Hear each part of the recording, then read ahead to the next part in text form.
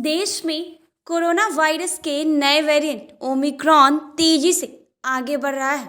अब तक इसके देश भर में 346 मामले सामने आ चुके हैं और अब ये देश के 16 राज्यों में फैल चुका है।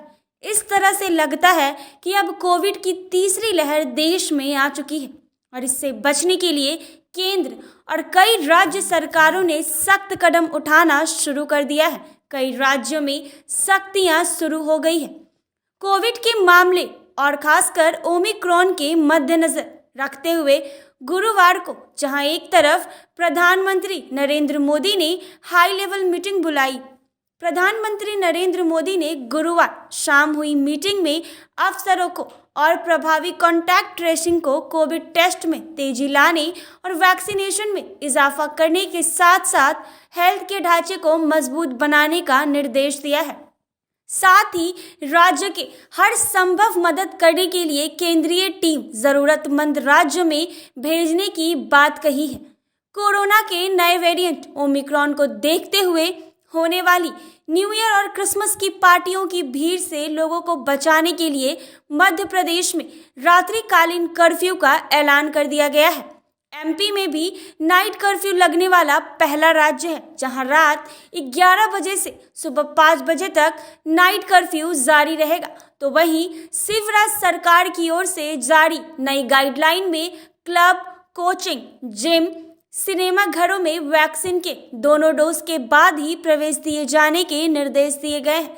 मास्क नहीं लगाने पर जुर्माना लगाने के भी प्रावधान शामिल है। उधर महाराष्ट्र में आज नए कोविड दिशा निर्देश घोषित किए जाएंगे। सीएम ठाकरे की अध्यक्षता में कोविड टास्क फोर्स की बैठक के बाद ये फैसला लिया गया है। इसके चलते क्रिसमस और नए साल के जश्न पर प्रतिबंध की संभावना है। साथ ही होटलों में, रेस्टोरेंट में, विवाह समारोह में, पार्टियों में भीड़ को नियंत्रित करने के लिए दिशा निर्देश दिए गए हैं। यूपी के मुख्यमंत्री योगी आदित्यनाथ ने प्रदेश में सख्ती बढ़ाने का निर्देश दिया है। ऐसे में सार्वजनिक स्थानों जैसे मॉल, सिनेमाघर, होटल, कैफे और भीड़ भाड़ वाले स्थानों पर आर्थिक सतर्कता बढ़ती जाएगी। क्रिसमस और नए साल के जश्न में आयोजित होने वाली पार्टियों में कोविड प्रोटोकॉल, सोशल डिस्टेंसिंग और मास्क को फॉलो किया जाएगा।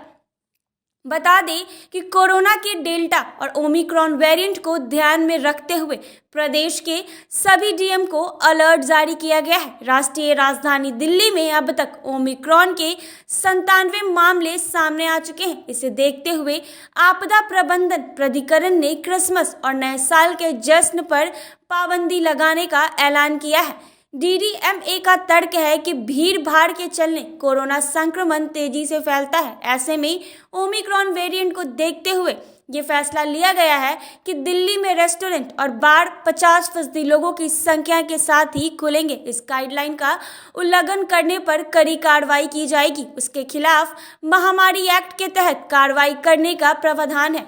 राष्ट्रीय राजधानी दिल्ली में ओमिक्रॉन के कई मामले सामने आ चुके हैं। इसके देखते हुए आपदा प्रबंधन क्रिसमस और नए साल के जश्न पर रोक लगा दिया है।